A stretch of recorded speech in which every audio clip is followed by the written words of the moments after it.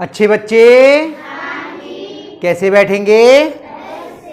बेटा आज हम लोग अभ्यास 2 भी शुरू करेंगे, लेकिन अभ्यास 2 भी शुरू करने से पहले हमें कुछ नियमों को जानने की आवश्यकता होगी, जिन्हें हम घातांक के नियम कहते हैं। ये नियम बहुत महत्वपूर्ण हैं और बीजगणित को करने के लिए ये नियम आना बहुत जरूरी होते हैं। बहुत ध्यान से इन नियमों को समझेंगे। जितने भी नियम हैं मैं बहुत ध्यान से आपको बताऊंगा, लेकिन ये नियम शुरू करने से पहले एक बार हम लोग फिर से रिवीजन कर लेते हैं थोड़ा सा। ये कितना लिखा है? 7 की घात 4। इसमें घात कितनी है? 4। और आधार कितना है? 7। ये कितना लिखा है? इसमें घात कितनी है? 3। और आधार कितना है? 1। इतनी बात हमें मालूम होनी चाहिए थी, ये मालूम है आपको। तो पहला नियम क्या है घातांक का? घातांक का पहला नियम, गुणा में घातें जुड़ती हैं। गुणा में घातें जुड़ती हैं जबकि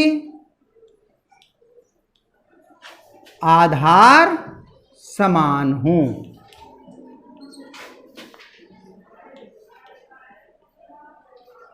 आधार समान।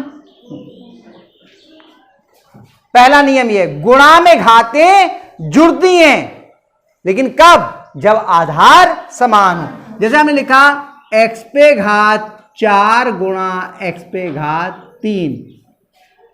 यहां गुणा करनी है हमें x पे घात 4 की x पे घात 3 से। यहां आधार कितना है? यहां आधार कितना है? दोनों का आधार समान है, तो ये घातें जुड़ जाएंगी। यानी कि घात कितनी रहेगी x पे घात? बताओ। तो x पे घात 7। आई बात समझ में? हमने लिखा a पे घात 4 गुणा a पे घात 3 गुणा b पे घात 2 गुणा a पे घात 2 b पे घात 4। सब में गुणा का निशान है, ये भी गुणा का निशान है, यहां कोई निशान नहीं है। तो इन सब की गुणा करनी है। अब यहां पे आधार कितना है? यहां पर, यहां पर, यहां पर, यहां पर। तो इसमें क्या करेंगे? a की घातें जुड़ जाएंगी और b की। तो बताओ a पे घात कितनी हो जाएगी? 4 3 7 और 2, और b पे घात कितनी हो जाएगी? कितने बच्चों की समझ में आई ये बात? पक्का? आ गई बात समझ में? अब दूसरा नियम, और हम ये नियम अभी बता दे रहे हैं, बाकी जब सवाल करेंगे तो और अच्छे से समझ में आ जाएगा। दूसरा नियम, भाग में घातें घटती हैं। भाग में घातें कब? जबकि आधार समान। जबकि आधार समान। हम लिखा a पे घात 5 भाग a पे घात 3। इसका मतलब क्या है? a पे घात 5 को a पे घात 3 से भाग करना है। तो दोनों के आधार क्या है? समान है या अलग अलग है? बबलू ध्यान इधर दो बेटा। बहुत सरल लगेगा अगर आप इधर ध्यान दोगे, और अगर कॉपी पे लिखते रहोगे तो समझ में नहीं आएगा। फिर जब सवाल करवा रहे होंगे, हम नियम पूछते हैं आपसे बीच बीच में, फिर नियम आप बता नहीं पाओगे तो समस्या होगी। तो ये दोनों के आधार समान है। घात घटती कौन सी है? जिससे भाग करना है, ये वाली घात घटेगी। किसमें से? इसमें से। इसमें से ये घात घटेगी, यानी कि a पे घात कितनी हो जाएगी? 5 - 3, यानी कि a पे घात। आई बात समझ में? आ रही है। चलो हमने लिखा x पे घात 4 y पे घात 3 भाग x y पे घात 2। अब इसको भाग करना है इससे, तो x में से x की घात घट जाएगी और y में से y की, तो x पे घात कितनी जाएगी 4 माइनस इस वाले x पे कितनी घात है,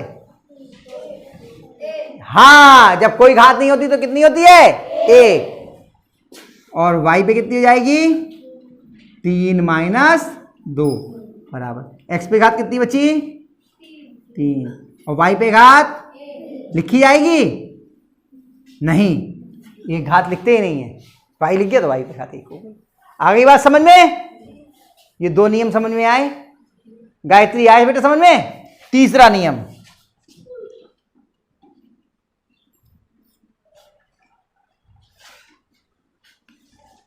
घात के ऊपर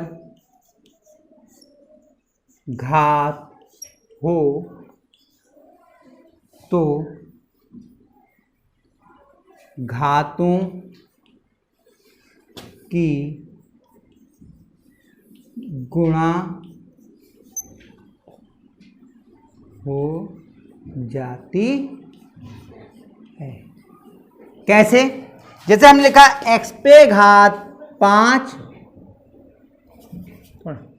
x पे घात 5 और ऊपर घात 3। अब देखो घात के ऊपर घात आ गई, घात के ऊपर घात। राहुल इधर देखो, ये देखो x पे घात 5 है और उसकी भी घात 3 है, तो क्या तरीका है, घातों की गुणा हो जाएगी, यानी कि x पे घात 5 गुणा 3 बराबर x पे घात 15। आई बात समझ में। हमने लिखा a पे घात 4 पे घात 2, उस पे भी घात 3, लो एक और बार लगा दो, एक और लगा देना, लो ऊपर घात 3। अब घात के ऊपर घातें हो गई तो कितनी जाएगी, a पे घात 4 गुणा 2 गुणा 3 कितनी जाएगी, a पे घात, हाँ 4 दूनी 8, 8 3। ये 3 नियम मैंने अभी आपको लिखा दिया। अभी नियम कई हैं, सही है, ये 3 नियम समझ में आए, सही है। पहला नियम क्या है कि गुणा में घातें जुड़ती हैं, कब, जबकि आधार, भाग में घातें, जबकि आधार, और घात के ऊपर घात हो, घात के ऊपर घात हो तो घातों की आपस में गुणा हो जाती है। ये 3 नियम हो गए। अभी इन 3 को उतार लीजिए, फिर आगे हम आगे करवाएंगे। उतार लीजिए।